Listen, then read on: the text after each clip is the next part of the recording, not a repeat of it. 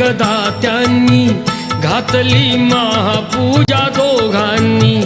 आले एक नौका त्याच मार्गानी, नाव भरलेली पूर्ण द्रव्यानी. होती व्यापारी साधू बाण्याची, रीत पाहण्यास आला पूजनाची. उल्का मुकुत्यास बोले ऐकावे, व्रत नारायणाचे आचरावे.